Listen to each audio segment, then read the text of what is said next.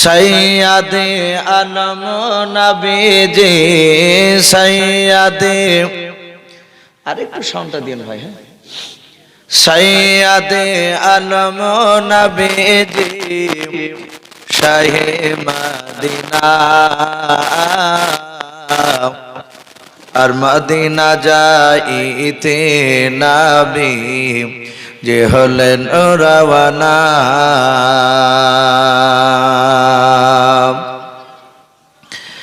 ওরে কাফের মক্কাবাসী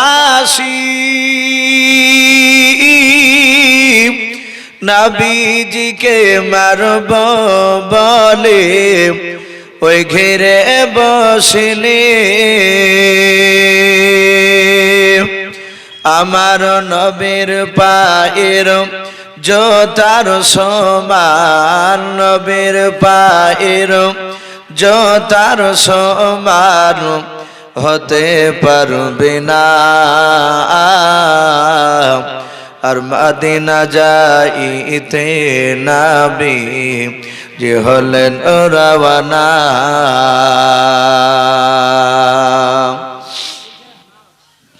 নবী বলেন আবু বকর হিজরত করি চলো গো ওই হুকুমে খোদার, ওই রাতারাতি চলেন নবী, রাতারাতি চলেন নবী সোনার মদিনায়, আর মদিনা যাইতে নবী যে হলেন রওয়ানা। নবী বলেন হযরত আলী আমার বিছানায় শুয়ে যাও গো, ওই তোমারে বলি। হযরত আলী শুয়ে গেলেন, হযরত আলী শুয়ে গেলেন নবীর বিছানায়, আর মদিনা যাইতে নবী যে হলেন রওয়ানা।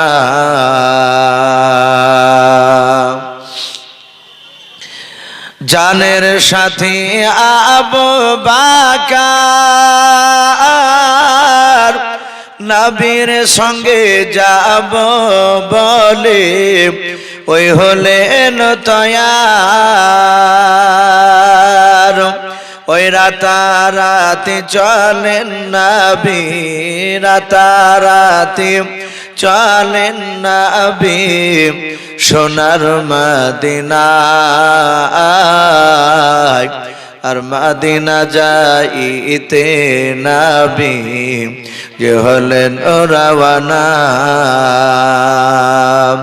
নবী বলেন আব কোথা যাও, সকাল হলে লোক জাগিবে ওই পাহাড়েতে যাই,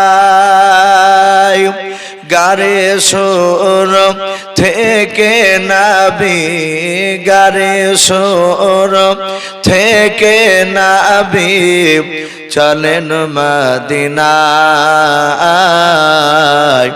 আর মদিনা যাইতে নবী যে হলেন রওয়ানা। সৈয়দে আলম নবীজি সৈয়দে আলম নবীজি শাহে মদিনা, আর মদিনা যাইতে নবী যে হলেন রওয়ানা।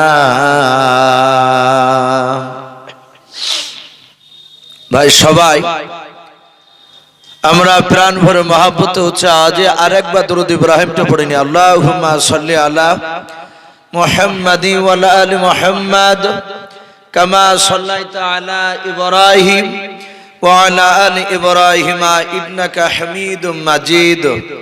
اللهم بارك على محمد وعلى آل محمد كما باركت على إبراهيم وعلى آل إبراهيم إنك حميد مجيد صلى الله تعالى عليه وسلم।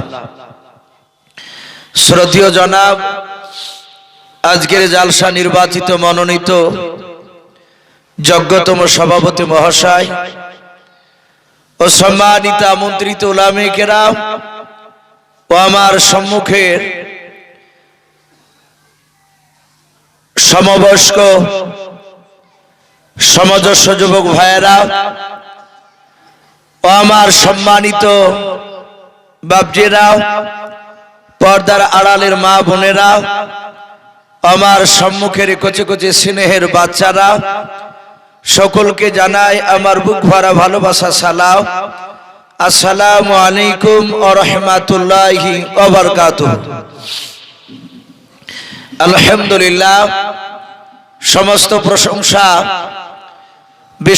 বিশ্ববিদাতা বিশ্বনিয়ন্তা সে মহান রব্বুল আলামিনের জন্য, যে মহান রব্বুল আলামিন আমাদেরকে বড় ভালোবেসে রহম করে বিভিন্ন গুনার মজলিস থেকে আমাদেরকে বাছাই করে নিয়ে সে মহান রব্বুল আলামিন তার পবিত্র রহমতের মজলিসে আমাদেরকে নিয়ে এসে বসার সুযোগ করে দিয়েছেন। তা আমরা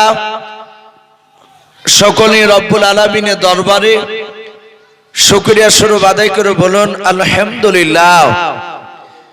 তারপরে পরে আপনার আমার নবী, যিনি ধর্মের গৌরব বিশ্ববরণ্য নেতা, নবী কুলের শিরোমণি পয়গম্বর আযম, যিনি সাইয়্যিদুল মুরসালিন ও খাতামুন নবিয়্যিন, যিনি হাবিবে কিবরিয়া আশরাফুল আম্বিয়া, যিনি হায়াতুন নবী, জিন্দা নবী জনাবে মুহাম্মদ রাসূলুল্লাহ সাল্লাল্লাহু তাআলা আলাইহি ওয়াসাল্লামের উপরে অগণিত দুরূদ ও সালাম বর্ষিত হোক, অর্পিত হোক। সকল বলুন আল্লাহুম্মা আমিন। মুআজ্জাজ সামিনে কেরাম, আমি আপনাদের সম্মুখে কোরআনুল কারিমে আমরা সকলে জানি 114টা সূরা আছে। তার মধ্যে থেকে বাবা 19 পারায় সূরাতুন নামাল বলে বাবজি একটা সূরা এসেছে। সেই সূরা থেকে আমি মাত্র 2টা আয়াতের টুকরা আপনাদের সামনে বাবজি আলোচনা করেছি, আমি তেলাওয়াত করেছি। তারপরে পর বিশ্ব নবীজির পবিত্র জবান থেকে মাত্র আমি 2টো হাদিসের টুকরা পাঠ করেছি। ইনশাআল্লাহ যথাসময়ের মধ্যে আমার বক্তব্য করব। ভাই যারা বসে গিয়েছে, আমি অনুরোধ করব আপনারা একটু সামনের দিকে তাকিয়ে একটু যদি জমে বসতে, তাহলে আমাদের সর্বপ্রথম বাবজি একটা নবীর সুন্নাত জিন্দা হতো। যাক মাশাআল্লাহ, দেখেন আপনারা একটু নড়াচড়ে করে আসুন। ভাই পেছনকার বাপজি ভাইদেরকে বলছি একটু জমে বসে যান। আমি আপনাদের সামনে যে 2টা হাদিস পাঠ করেছিলাম, তার মধ্যে একটা হাদিস নবী বললেন, মান তামাসসাকা বি সুন্নাতি ইনদা ফাসাদি উম্মতি। নবীজি বললেন এমন একটা সময় আসবে যে সময় আমার উম্মতিরা তারা একটা সুন্নাতকে যদি জিন্দা করে, একটা সুন্নাত, তো বিশ্বনবী বললেন তার আমল নামায় 100টা শহীদের সব লিখে দেওয়া হয়। বলুন আলহামদুলিল্লাহ। ভাই আমরা প্রথমে একটা নবীর সুন্নাতকে জিন্দা করে নিই। আলহামদুলিল্লাহ, আজকে জালসার যিনি সভাপতি মহাশয়, আপনাদের এলাকার বাবজি এখন বর্তমান রত্ন বললেই চলে, খুব বিজ্ঞ বাবজি, একজন হক্কানি হাফেজ। সত্যি উনি এলাকার মধ্যে বাবজি নাম করা হাফেজ। আমরা বহুল আমার মুখে বাবজি তার কোরআন ইয়াদের দিকে লক্ষ্য করে বাবজি আমরা অনেক নাম শুনেছি। ওনার তো বাবজি ভাইয়ের কথা বলছিলেন, আপনারা শুনলেন। ওনার ভাই বাবজি একজন বিখ্যাত একজন মুফাসসিরে কোরআন, খুব বড় আপনার অভিজ্ঞ ব্যক্তি, আলেম। ওনার কাছে পড়েছি। ওনার যে ভাই হাফেজ সাহেব, আমি ওনার কাছে পড়িনি, কিন্তু আমি অনেক উলামার মুখে নাম শুনেছি যে উনি একজন ভালো দক্ষতাপূর্ণ বাবজি একজন হাফেজ। আমি দেখেছি আপনাদের এই তীরমোহনী এলাকায় উনি তো দারুত তাবলিগ মাদ্রাসার প্রধান শিক্ষক।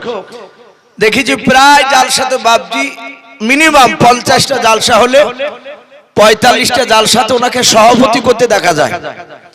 আর উনি জালসার মাহফিলে এসে বাপজি বসে থাকলে একটু ভালো লাগে, মানে প্রায় জালসাতে দেখা হয়। তো যাই হোক বাপজি আপনাদের সামনে উনি অনেক কথা বাপজি আলোচনা করছিলেন। আমি আজকে আপনাদের সামনে বাপজি আলোচনা করব আপনাদের এই মসজিদের যিনি যোগ্যতম ইমাম, আমার ওই পাশে বসে আছে, উনি আমার পরে আপনাদের সামনে ওনার মূল্যবান আলোচনা উনি রাখবেন। উনি আমাকে বলে দিয়েছেন ইসুফ ভাই আপনাকে একটু বিষয় বলছি, সে বিষয় সেই নবীর কথা বলবে। বলে অসুবিধা না, আপনি যেই নবীর বলতে বলবেন সেই নবীরই বলবেন ইনশাআল্লাহ। যদি বলেন সাহাবার ওলিয়া আউলিয়াদের নবী রাসূলদের যেটা বলবেন সেটা ইনশাআল্লাহ বলবো। তাহলে আসুন আপনাকে স্টেজে যাওয়ার সময়তে বলবো। উনি বললেন আমাকে গতকালকে বলেছে হযরতে সুলাইমান আলাইহিস সালাম বলে বাপজি কোরআনে একটা নবী নাম আছে, বিখ্যাত নবী। মহান রব্বুল আলামিন এই সুলাইমান আলাইহিস সালামকে এত বড় রাজত্ব দান করেছিলেন। ইসলামের ইতিহাসে বাপজি পাওয়া যায় গোটা পৃথিবীতে বাপজি 4টে বাদশা গোটা পৃথিবীকে বাপজি তারা শাসন করেছিল। 4টে বাদশা, তার মধ্যে থেকে বাপজি ছিল 2টো বাদশা ছিল বেঈমান। তারা গোটা পৃথিবীতে বাপজি তারা দাদাগিরি চালিয়েছিল। আমরা জানি বর্তমান গোটা পৃথিবীর বাপজি সবাই দাদাগিরি আপনার বলে যে আমেরিকা দাদাগিরি করে, বলে না মানুষেরা, যে গোটা পৃথিবীর মধ্যে ক্ষমতাশালী দেশ চারিদিক দিয়ে বুদ্ধি বলেন তার টেকনিক্যাল যে বাপজি বুদ্ধি বিজ্ঞানী সব বাপজি বলছে আমেরিকা, কিন্তু এখনো বাপজি আমেরিকা গোটা পৃথিবীর দাদা হতে পারেনি। যদি গোটা পৃথিবীর দাদা হতে পারতো তাহলে ফিলিস্তিনকে বাপজি শেষ করে দিত। সে ফিলিস্তিনকে শেষ করব বলে গিয়ে সে আবার ঘুরে পালিয়েছে। কিন্তু আমরা ইতিহাসে পড়েছি গোটা পৃথিবীর বাপজি আপনার যারা দাদাগিরি চালিয়েছিল 2টো বেঈমান বাদশা, তাদের নাম বাপজি কিতাবে এসেছে। একটার নাম বলা হয়েছে বাপজি আপনার বখতে নাসার। ভাই আরেকটু হালকা ইকো দেন, একটু আরেকটু সাউন্ডটা একটু বাড়া, গুপ করে বাজছে। তাহলে প্রথম যে বাপজি বেঈমান তার নাম বলা হয়েছে বখতে নাসার। 2 নাম্বার বলা হয়েছে বাপজি আর একটা বেঈমান বাদশা, তার নাম হচ্ছে নমরুদ। ইব্রাহিম আলাইহিস সালামের জামানায় যে কুখ্যাত বেঈমান বাদশা ছিল। এরা দুজন ইতিহাসে বাপজি পাওয়া যাচ্ছে গোটা পৃথিবীতে তারা দাদাগিরি চালিয়েছিল।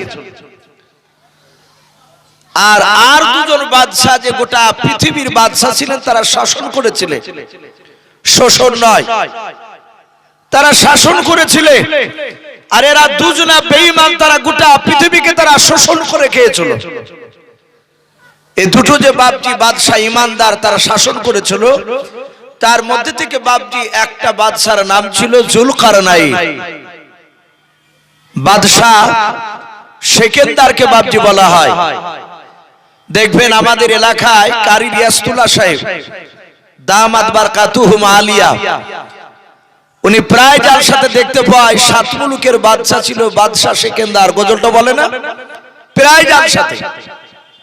আর দেখেছি ওনারও অনেক মানুষ ভক্ত, বলে হুজুর ওই গজলটা একটু বলে। মানুষ মানুষের উপর প্রতি যখন মহব্বত হয়ে যায় তখন সেই লোকটা পুরানো কথা বললেও বাপজি তাকে ভালো লাগে। আমাদের উস্তাদদেরকে দেখেছি, উস্তাদরা বাপজি সামনে পড়ে গেলে তারা একই কথা সেই ছাত্র জীবনে যা আমাদেরকে বলেছেন ওটাই যদি আবার ঘুরে বলে তো জান ঠান্ডা হয়ে যায়। মানে মহব্বতের উপর বাপজি আপনার নির্ভর করে। তো এই বাদশা সেকেন্দারকে বাপজি বেশিরভাগ ওলামারা বলেছেন জুলকারনাইন বলা হয়। কোরআন শরীফে জুলকারনাইন শব্দ এসেছে। ওনাকে কেন বলা হতো? ওনার মাথাতে বাপজি 2টো সিংহের মতো উঁচু জায়গা ছিল, অনেকে বলতো আপ, কিন্তু দুটো সিংহের মতো উঁচু। কেউ বলেছেন চুলের খোপা ছিল, কিন্তু তিনি বড় বুজুর্গ আল্লাহওয়ালা। ওনার জীবনীতে এসেছে উনি গোটা পৃথিবী ঘুরেছিলেন। বলুন আলহামদুলিল্লাহ। একদম পূর্ব থেকে পশ্চিম, পশ্চিম থেকে পূর্ব, উত্তর থেকে দক্ষিণ, গোটা পৃথিবী তিনি ঘুরেছিলেন। এই ইমানদার বাদশাহ জুলকারনাইন শুধু ঘোরাই নয়, কিতাবে লিখেছে এরা এই জুলকারনাইন এই ঘুরতে ঘুরতে ঘুরতে ঘুরতে এমন একটা দেশে চলে গিয়েছিল যেখানে বাবজি কোরআন শরীফে নাম পাওয়া যায় ইয়াজুজ আর মাজুজ। বলে না যে ইয়াজুজ মাজুজ একটা সম্প্রদায়, তার একটা গুহার ভিতরে তাদের বাড়ি ছিল। একটা বাড়ি নয়, তারা ওই সুড়ঙ্গ রাস্তার ভিতর দিয়ে, বিরাট তাদের শহর, তারা ওই গুহার ভিতর দিয়ে বাবজি বেরিয়ে এসে তারা মুসলমানের উপর অত্যাচার চালাতো। এই জুলকারনাইন যখন ওই দেশে চলে গেলে, যেখানে জুলকারনাইন যে ভিতর দিয়ে বেরিয়ে আসতো, ওই দেশের মানুষেরা জুলকারনাইন ওনাকে ডাক দিয়ে বলেছিল, বাদশাহ নামদার, আপনি গোটা পৃথিবীর বড় বাদশাহ? বলে হ্যাঁ, আমি গোটা পৃথিবীর বাদশাহ জুলকারনাইন।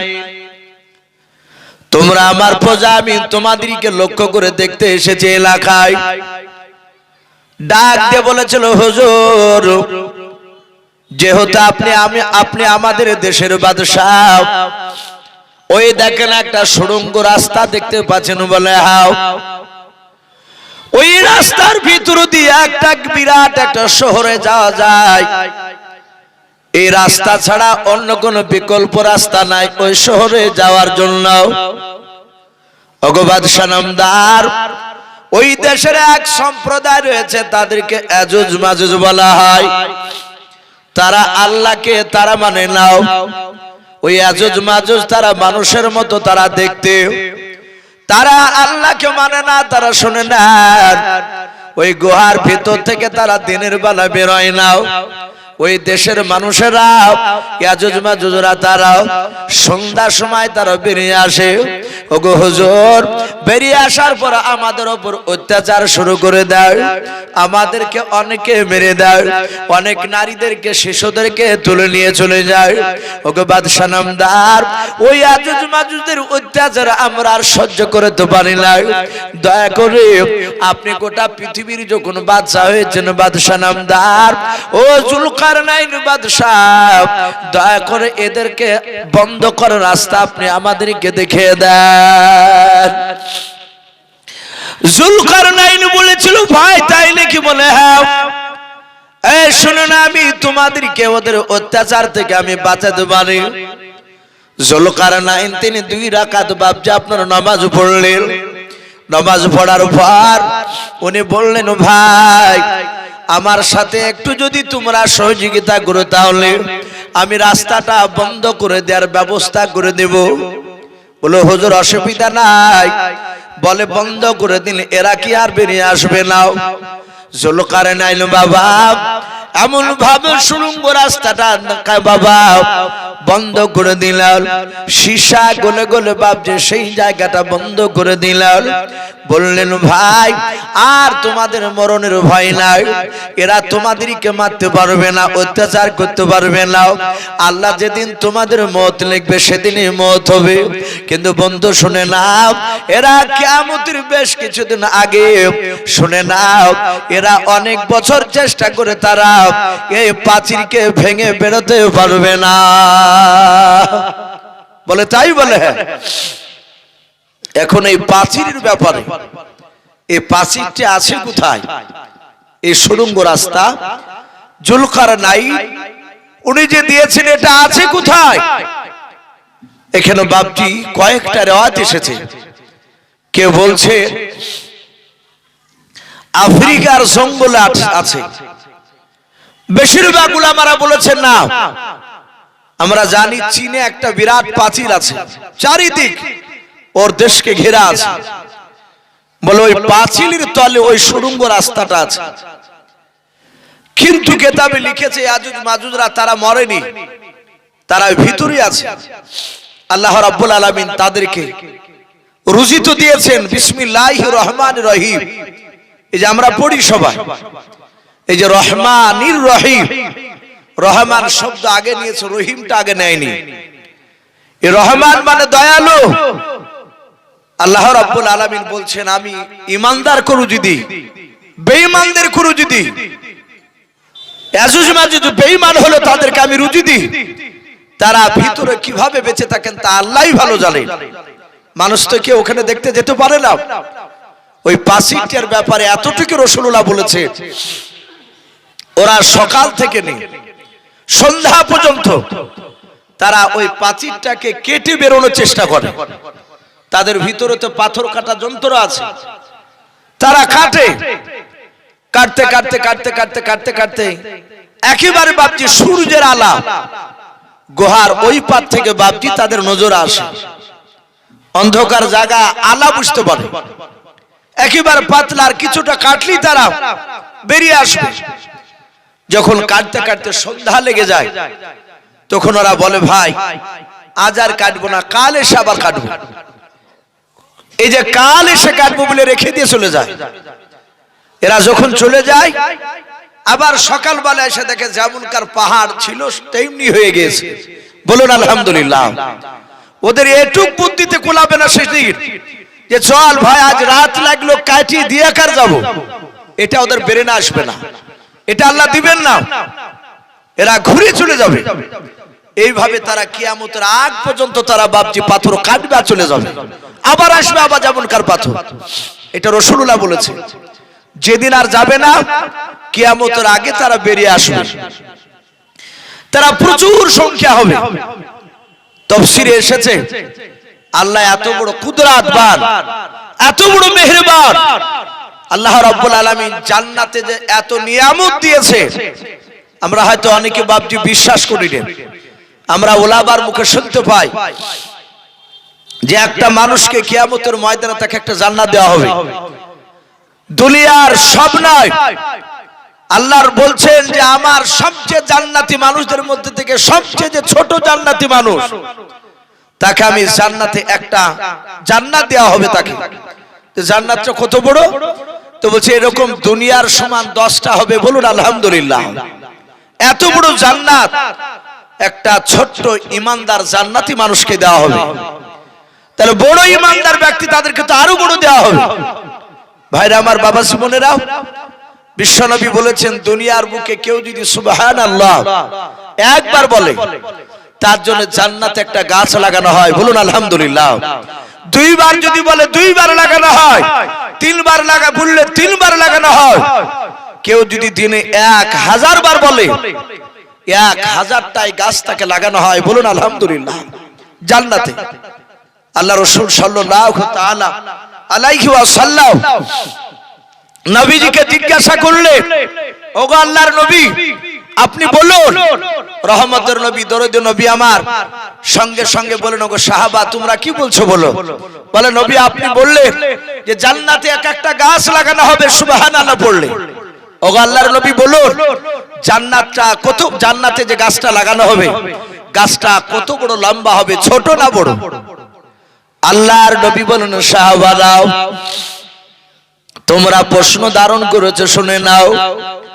ওই জান্নাতে যে গাছটা লাগানো হবে দুনিয়ার বুকে সুবহানাল্লাহ একবার পড়লে তার বিনিময়ে আল্লাহ বলছেন জান্নাতে একটা আমি গাছ লাগিয়ে দিই। এই গাছটা কত বড়? আল্লাহর নবী জনাবে মুহাম্মদ রাসূলুল্লাহ সাল্লাল্লাহু তাআলা আলাইহি ওয়াসাল্লাম তিনি বলেন জান্নাতে ওই গাছটা এত বড় লাগানো হবে, এত বড় লাগানো হবে রে বাবা, ওই গাছটা এত বড় হবে। আল্লাহর নবী বললেন দুনিয়ার বুকের সবচেয়ে হিষ্টপিষ্ট ঘোড়াটাও ওই জান্নাতে বাবা, দুনিয়ার গণনা নাই। জান্নাতে 700 বাপজি বছর সময় লাগবে ওই গাছটার এই ছায়া থেকে বাপজি তার উপর ছায়াতে পৌঁছাতে। বলুন আলহামদুলিল্লাহ। আল্লাহ বলছে তার নবীকে আপনি বলে দেন গাছটার যে ছায়া থাকবে একটা গাছের ছায়া একবার পড়লে একটা গাছ, তাহলে আপনি যতবার পড়বেন ততটা গাছ লাগানো হবে জান্নাতে। তো বলা হয়েছে যে ওই গাছটার যে কোনো একটা গাছের ছায়ার এই পার থেকে এই ধার থেকে ওই ধারে ছায়ার ছুটে যেতে দুনিয়ার গণনা নয়, বলা হয়েছে আখেরাতে 700 বছর সময় লাগবে। আর দুনিয়ার বাপ যে আপনার বলা হয়েছে দিন, বিশ্বনবী বলেছেন এই দুনিয়ার 50,000 বছরের দিনকে একটা লম্বা করে যতটা হয় ততটা দিন কিয়ামতের ময়দানে একটা দিন হবে। বলুন আলহামদুলিল্লাহ। তাহলে কিয়ামতের একটা দিন আর দুনিয়ার বলা হয়েছে 50,000 বছরের সমান, তাহলে 700 বছর সময় লাগবে। তখনকার বাপজি দিনকে গণনা করে। সম্মানিত ভাইরা আমার, বাবাজি বোনেরা, আল্লাহ রাব্বুল আলামিনের কুদরত আমরা অনেকে হয়তো সন্দেহ করে ফেলি, এই সব গাঁজাখুরি কথা বলছি, এ হতে পারে না। এখানে অনেক জেনারেল শিক্ষিত ভাইরা আছে, তারা পড়েছেন, তাদেরকে জিজ্ঞাসা করবে। এই যে বাপজি তারা দেখতে পায় আকাশ, আমরা আলেমদের কথা গুরুত্ব না দিলেও বিজ্ঞানীদের কথা মানুষ এখন বিশ্বাস বেশি করছে। বিজ্ঞানীরা বলছে যে এক একটা তারা এই পৃথিবীর চেয়ে বাপজি 10 গুণ বড়। বলুন আলহামদুলিল্লাহ। এক একটা তারা, অথচ দেখেন কোটি কোটি তারা বাপজি সে আসমানে রেখেছে, মনে হচ্ছে কাচের টিপ্পির সমান পাশাপাশি রাখা আছে। অথচ একটা তারা খসে পড়ে গেলে এই পৃথিবীতে তার জায়গা হবে না। আবার রাসূল বলেছে যে আল্লাহ রাব্বুল আলামিন এমনই কুদরত রেখেছে, বিজ্ঞানে বলছে ওই তারার মধ্যে থেকে এমন একটা তারা আছে, ওই তারাটার হিমাগ্রি না কি বলে একটা নাম করছে, ওই তারাটা বলছে এই রকম যত তারা আছে এই রকম তারা কয়েক হাজারকে গপ করেও গিলে একাই খেয়ে নিতে পারবে। তাহলে আল্লাহর এত বড় নিয়ামত বাপজি, আমি কেন কথাটা তুলে ধরলাম? বিশ্বনবী বলেছে দুনিয়া সৃষ্টি করার আগে, এই পৃথিবী সৃষ্টি করার আগে সর্বপ্রথম বাপজি বলা হয়েছে এই দুনিয়াতে বাপজি জান্নাত জাহান্নাম তৈরি করার আগে, জমিন তৈরি করার আগে সর্বপ্রথম বাপজি গোটা পৃথিবীটা বাপজি ছিল পানি। আর এই পানির উপরে আর সে আজিম আল্লাহর ভাস্তক। বলুন আলহামদুলিল্লাহ। এটা এসেছে তারপরে বাপজি জান্নাত নয়, তারপর দুনিয়া সৃষ্টি করলে, দুনিয়া আসমান সৃষ্টি করার পর বলা হয়েছে পৃথিবীর যতটা পানি আছে মাটির তলে, এই গোটা পৃথিবীতে বাপজি মাটি যে ভাসমান অবস্থায় যতটা পানি জমিনের নিচে, মাটির তলে বাপজি যতটা গোটা পৃথিবীতে যত পানি আছে, আর এতটা পানি আল্লাহ রাসূল বলছেন আল্লাহ রাব্বুল আলামিনের আরশের আজিমের তলে আল্লাহর কুদরতি বাপজি রাখা আছে। বলুন আলহামদুলিল্লাহ। এই যত পানি পৃথিবীতে বাপজি মাটির তলে আছে, অতটা পানি আল্লাহর আরশে আজিমের তলে বাপজি রাখা আছে, আমরা কেউ দেখতে পাই না। বিশ্বনবী বলেছে ওই পানিটা আল্লাহর কুদরতে ফিট করে রেখেছে, আল্লাহর দ্বারাই সব সম্ভব। ওই পানিটা বলা হয়েছে আপনার গোটা পৃথিবীতে ইয়াজুজ মাজুজ যখন ছড়ে যাবে, ইয়াজুজ আর মাজুজ এরা যখন অত্যাচার করবে, সেই সময় বাপজি আল্লাহ রাব্বুল আলামিন আসমান থেকে পানি বর্ষণ করবে। আপনারা আশা করি শুনেছেন অনেক ওলামার মুখে যে আসমান থেকে কিয়ামতের আগে পানি বর্ষণ হবে। ওই পানিটা হচ্ছে পৃথিবীতে যতটা পানি আছে, ওই পানিটা আরশে আজিমের তলে বাপজি রাখা হয়েছে। ওই পানিটা ইমানদার মানুষের বাপজি মাথাতে পড়বে, আর সাথে হাতে তারা ইন্তেকাল করবে। যারা ইমানদার, বেঈমানরা বাপজি তারা বাতাসে মারা যাবে। ভাই আমি বলছিলাম যে ইয়াজুজ মাজুজ এই জুলকারনাইন তাদের বাপজি রাস্তাটা বন্ধ করে রেখেছে। এ হচ্ছে একটা ইমানদার বাদশা। দ্বিতীয় আর একটা ইমানদার বাদশা, তার নাম কিতাবে লিখেছে হযরতে সুলাইমান আলাইহিস সালাম। ইতিহাসে এসেছে প্রতিটা বাদশা বাপজি কষ্ট পায়, অল্প বিস্তর কষ্ট পায়, কিন্তু এই নবী সুলাইমান ইনি জীবনে কষ্ট কি জিনিস সে বুঝে নাই। বলুন আলহামদুলিল্লাহ। যেহেতু সুলাইমান জন্ম নেওয়ার পরই দেখলেন ওনার আব্বার নাম ছিল দাউদ নবী আলাইহিস সালাম, উনিও পৃথিবীর বিরাট বাদশা, কিন্তু দাউদ গোটা পৃথিবীর একাই বাদশা ছিলেন না, কিন্তু বাদশা ছিলেন। সুলাইমান ছোট থেকে বাপজি অভাব সে পায়নি। কিতাবে লিখেছে সুলাইমান আলাইহিস সালামের ব্যাপারে আল্লাহ রাব্বুল আলামিন কোরআনে বলছে, ওয়ালাকাদ আতাইনা দাউদা ওয়া সুলাইমানা ইলমা। আমি দাউদ আলাইহিস সালাম আর সুলাইমান আলাইহিস সালামকে আমি অনেক ইলম হিকমত জ্ঞান আমি দান করেছি। প্রতিটা নবীদেরকে বাপজি জ্ঞান দান করেছে। নবীদেরকে যা শক্তি জ্ঞান দান করেছে, এই জ্ঞান কোন সাধারণ মানুষকে দেয় নাই। বলুন আলহামদুলিল্লাহ। পৃথিবীর সব মানুষের জ্ঞান একদিকে, আর যে কোনো নবীর জ্ঞান বাপজি উপর পাল্লা দিলে নবীদের জ্ঞান ভারী হয়। বলুন আলহামদুলিল্লাহ। মানুষের সমান তুলনা করা যাবে না। বলা হয়েছে নবী সুলাইমান আলাইহিস সালামের জ্ঞান ছোট থেকে অনেক ছিল। আমরা সকলেই জানি হযরতে দাউদ নবী আলাইহিস সালাম বাদশাহী থাকা অবস্থায় তখন নবী সুলাইমান আলাইহিস সালামের মাত্র বয়স ছিল 4 থেকে 4.5 বছর।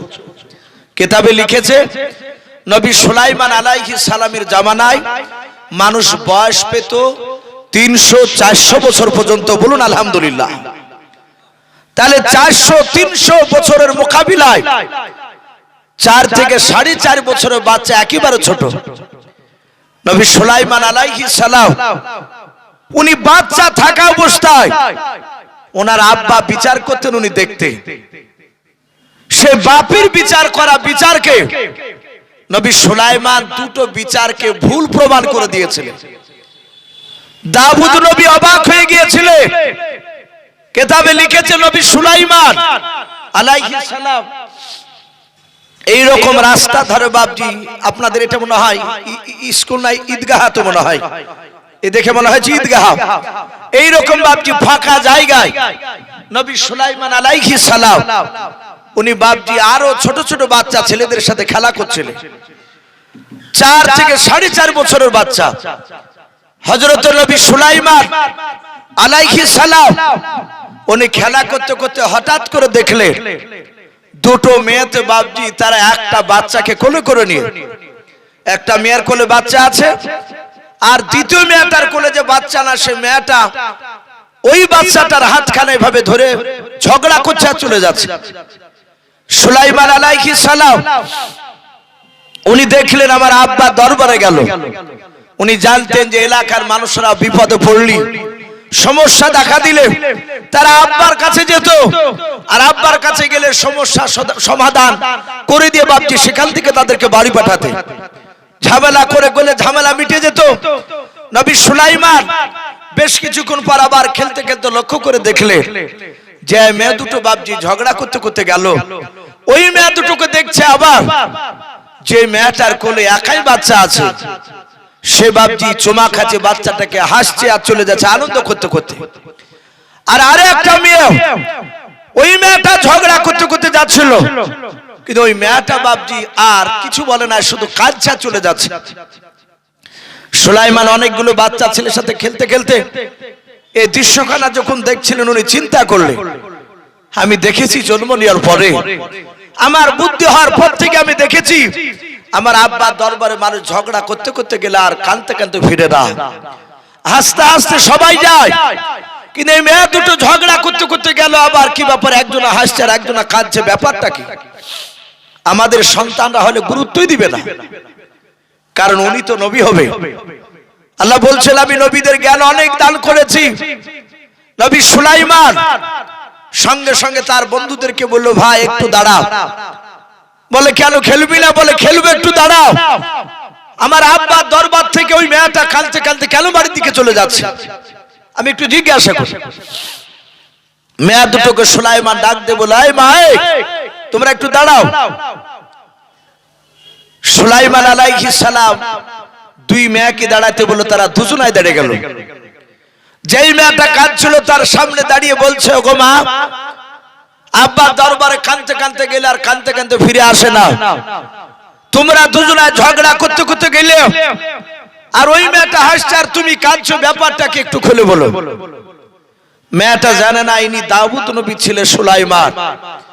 বলে বাবা তোর নাম কি? বলে আমার নাম সুলাইমান। বলে তোকে বলে আমার লাভ কি হবে? বলে মা যদি আমি একটু লাভ করে দিতে পারি। বলে দাউদ নবীকে চিনিস? বলে আমি চিনি, উনি আমার আব্বা জান হয়। বলে তোর আব্বা? বলে হ্যাঁ। সঙ্গে সঙ্গে বলল তোর আব্বা ন্যায্য আমার বিচার করে দিতে পারেনি। শোন সুলাইমান, কিয়ামতের ময়দানে যেদিন কোটি কোটি মানুষের সমাগম হবে, সেই দিনকে আমি তোর আব্বার কলার খানাকে ধরে টানতে টানতে নিয়ে গিয়ে আমি আল্লাহ দরবারে তোর আব্বার বিরুদ্ধে বিচার দিয়ে দিব। জোরে বলুন সুবহানাল্লাহ। মেয়েটা কিয়ামতের কথা বললে। আমরা অনেক দুর্বল মানুষ, পৃথিবীর বুকে বাপজি দেশে দেখা যায় ন্যায্য বিচার পাই না। এখনো বর্তমান বাপজি অনেক জায়গায় দেখা যায় টাকা পয়সাওয়ালাদের বিচার হালকা হয়, গরিবদের বিচার ভারী হয়। কিন্তু গরিবরা যখন পারে না, যখন এরা কেউ গরিবের কথা শুনে না, তখন গরিব কাঁদতে কাঁদতে বাড়িতে বলে যে আল্লাহ এই বিচারটা মানুষের হাতে নাই, তোমার হাতে দিয়ে দিলাম। কিয়ামতের ময়দানে দেখে নেব নবী সুলাইমান 4 থেকে 4.5 বছরের বাচ্চা যাহাতে বাপজি কিয়ামতের ময়দান বলেছে। সুলাইমান আলাইহিস সালাম ডাক দিয়ে বলেছিল, ভাই কমে গেল কোন আওয়াজটা? সুলাইমান আলাইহিস সালাম সঙ্গে সঙ্গে বাপজি আপনার বলা হয়েছে, ডাক দিয়ে বলল গো মা, তুমি আব্বার বিরুদ্ধে কিয়ামতের ময়দানে তুমি বিচার দিও না। উনি জানতেন যে কিয়ামতের ময়দান খুব কঠিন হবে। বিশ্বনবী বলেছে কিয়ামতের ময়দানে যারা দুনিয়াতে দুর্বল, তারা ন্যায্য বিচার পায় না, তাদেরকে কিয়ামতের ময়দানে ন্যায্য বিচার আল্লাহ পাইয়ে দিবে। যারা আজ দুনিয়ার বাপজি টাকার বল, বাহুর বল, বংশের বল যারা দেখায়, কিয়ামতের ময়দানে তাদেরকে হয়তো আল্লাহ তাদেরকে দুর্বল করে দিবে। আর যারা দুর্বল ছিল তারা কিয়ামতের ময়দানে বাপজি সফল হবে। হযরত সুলাইমান আলাইহিস সালাম ডাক দিয়ে বললেন, ওগো মা, আমার আব্বা এমন কি অন্যায় করেছিল একটু খুলে বলো। বলাই বেটা তোকে বললে লাভ হবে? বলে হ্যাঁ। মেয়েটা ডাক দিয়ে বলেছিল সুলাইমান আলাইহিস সালাম ডাক দিয়ে বলেছিল, মা আপনি বলুন। বলে বাবা সুলাইমান, ওই যে মেয়েটার কোলে বাচ্চাটা দেখতে পাচ্ছ? বলে হ্যাঁ। ওই বাচ্চাটা হচ্ছে আমার কলিজা টুকরা বাচ্চা। সুলাইমান ডাক দিয়ে বলেছিল, মা ওই বাচ্চাটা তোমার, তো তোমার কোলে কেন নাই? বলে বেটা ওই জন্য তো আমি বলেছি তোমার আব্বার কিয়ামতের ময়দানে আমি বিচার দেব বলেছে। তোমার আব্বা দাউদ নবী আলাইহিস সালাম ন্যায্য বিচার করে দিতে পারেনি। বলে মা ব্যাপারটা বুঝতে পারলাম না, একটু খুলে বলো। ডাক দিয়ে বলেছিল, সুলাইমান ওই বাচ্চাটা আমার কোলে ছিল, শুনে নাও। মরুভূমির ময়দানে পার হচ্ছিলাম, মরুভূমির ময়দান দিয়ে যেতে যেতে যেতে যেতে যেতে যেতে আমার শরীর ক্লান্ত হয়ে গিয়েছিল। ওরে সুলাইমান, বাচ্চাটা নিয়ে একটা গাছের ছায়ার তলায় আমি আরাম করার জন্য শুয়ে গিয়েছিলাম। বেশ কিছুক্ষণ পর দেখা গেল ওই মেয়েটা আসলো। ওই মেয়েটার কোলে বাচ্চা ছিল না।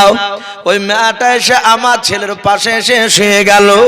ওরে সুলাইমান, আমার যখন ঘুমটা ভেঙে গেল, আমি আমার কলিজা টুকরা সন্তান কানকে কোলে নিয়ে নিলাম। ওই মেয়েটার ঘুমটা ভেঙে যাওয়ার পর ওই মেয়েটা আমার কোল থেকে ছেলেটা জোর করে কেড়ে নিলাম। আমি বলেছিলাম, বোন তুমি আমার বাচ্চা কেন কেড়ে নিচ্ছ? বললাম। মেয়েটা ডাক দিয়ে বলেছিল, বোন এই বাচ্চা তোমার না, এই বাচ্চা হচ্ছে আমার বাচ্চা। ডাক দিয়ে বললাম, না মা তোমার বাচ্চা না, আমার বাচ্চা। দুজনার মধ্যে ঝামেলা শুরু হয়ে গেল। ওই মেয়েটা ডাক দিয়ে বলেছিল, বোনরে এইভাবে ঝামেলা করে লাভ হবে না, চলো আমরা দাউদ নবীর দরবারে বিচার নিয়ে যাব। ওগা সুলাইমান, আমি তোমার আব্বার দরবারে শুনে না বিচার নিয়ে যাওয়ার পর তোমার আব্বাকে দেখলাম, শুনে নাও, তোমার আব্বা ন্যায্য বিচার করে দিতে পারলো না। ওরে সুলাইমান, ওই মেয়েটা অভিনয় করে কান্না করেছিল, বেশি খুশি করে অভিনয় করে কান্না করার জন্য তোমার আব্বা রায় প্রকাশ করেছে ওই মেয়েটার বাচ্চাও। হযরত সুলাইমান ডাক দিয়ে বলেছিল, মা তুমি আব্বার বিরুদ্ধে বিচার দিও নাও, আবার তোমাদের দুজনকে নিয়ে যাব, বলো তোমরা যাবে কি নাও। সুলাইমানের কথা শুনে বাবা যেই মেয়েটা হাসতে হাসতে যাচ্ছিল, ওই মেয়েটা ডাক দিয়ে বলেছিল, সুলাইমান তোমার আব্বার কাছে যদি 100 বার বিচার করতে নিয়ে যাও, তোমার আব্বা 100 বার যদি বিচার করে দেয় আমি মেনে নেব। কারণ মেয়েটা জানতো সুলাইমান জানে না ওর আব্বা বিখ্যাত নবী বাদশাহ, নবীরা জবান দিয়ে যেটা বের করবে ওর বাইরে বাপজি তারা যাবে না। কারণ নবী রাসূলরা পৃথিবীর কোন মানুষকে বাপজি ভয় পায় না। ওই মেয়েটা বলল, বাবা অসুবিধা নাই, চলো আমি বিচার আবার দ্বিতীয়বার আমি দেখতে চাই। সুলাইমান আলাইহিস সালাম বাবা দুই মেয়েটার হাত দুখানা ধরে টেনে টেনে টেনে টেনে টেনে টেনে নিয়ে বাবা দাউদ নবী আলাইহিস সালামের দরবারে নিয়ে যাচ্ছে। আল্লাহর নবী সুলাইমান আলাইহিস সালাম তিনি মনে মনে চিন্তা করতে লাগলেন, মাওলা আমি যদি আমার আব্বাকে গিয়ে যদি বলি, আব্বা আপনি ন্যায্য বিচার করে দিতে পারেন না, ওগো আব্বা জান, ওগো আব্বা জান আপনি ন্যায্য বিচার করে দিতে পারেন না, এই বাচ্চাটার আপনি আবার দ্বিতীয়বার বিচার করে দেখান। হযরতে সুলাইমান উনি মনে মনে চিন্তা করেন, এরকম কথা বলে আমার আব্বা লজ্জা পাবে, আমার আব্বার সম্মানের হানি হবে না। না সুলাইমান হাত দুখানা জোড় করে বাপজি ডাক দিয়ে বলেছিল, আব্বা দাউদ নবী বলেছিল, বলো মা। বলে, আব্বা আপনি যে বলেছেন ন্যায্য বিচার করে দিব, বলে হ্যাঁ আপনি ন্যায্য বিচার করে দিয়েছেন আব্বা যান, আপনার বিচারটা ভুল হয়েছে সব কথা আমি বলবো না, কিন্তু আব্বা আপনার প্রথমকার বিচারটা আপনি উদ্র করে নেন, আপনি ফিরে নিয়ে আপনি দ্বিতীয়বার চিন্তা ভাবনা করে বিচারটা করে দেন। সুলাইমান আলাইহিস সালামের হিকমত, এই হিকমত অনুযায়ী কথা সুলাইমানের বাপজি শুনে দাউদ নবী আলাইহিস সালাম তিনি চিন্তা করলেন, যে নিশ্চয় আবার বিচারের মধ্যে কোনো গড়বড়ি হয়েছে, তাহলে আমার ছোট ছেলে সুলাইমান এর পূর্বে কোনোদিন আসে নাই, আমার বিচার করা বিচারটার ওই মেয়া দুটোকে টেনে নিয়ে আসছে। সুলাইমান আলাইহিস সালাম, সুলাইমান আলাইহিস সালাম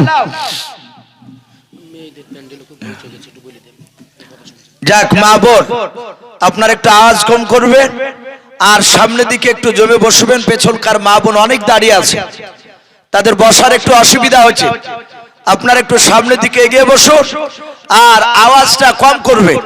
তো ভাই আমি বলছিলাম সুলাইমান আলাইহিস সালামের আব্বা চিন্তা করলেন, না আমি বিচার আর দ্বিতীয় করে আর কি দেখাবো, আমি এর বাইরে তার খুঁজে পাচ্ছি না। ডাক দিয়ে বলল, সুলাইমান আমি আমার বিচারটা আমি ঘুরে নিলাম, হে সুলাইমান আমি তোমার আব্বা দাউদ নবী পয়গম্বর আলাইহিস সালাম, আমি সুলাইমান তোমাকে আমি, হে সুলাইমান আমি তোমার আব্বা হয়ে আমি তোমাকে হুকুম দিলাম এই মেয়ে দুটোর বাচ্চার বিচার তুমি করে দেখাও। বলে, আব্বা আমি করব? বলে হ্যাঁ। তার রাজ দরবারে বাপজি প্রায় কয়েক শত মানুষ বাপজি বসে আছে, সবাই অবাক, দাউদ নবীর বিচার সুলাইমান করবে, তার ছোট ছেলে 4 থেকে 4.5 বছর বাচ্চা। বলে, আব্বা আমি বিচার করব? বলে হ্যাঁ। বলে, আপনি তাহলে বসুন, আপনি হুকুম দিয়েছেন, তাহলে আমি ন্যায্য বিচার করে একটু দেখাবো আপনাকে।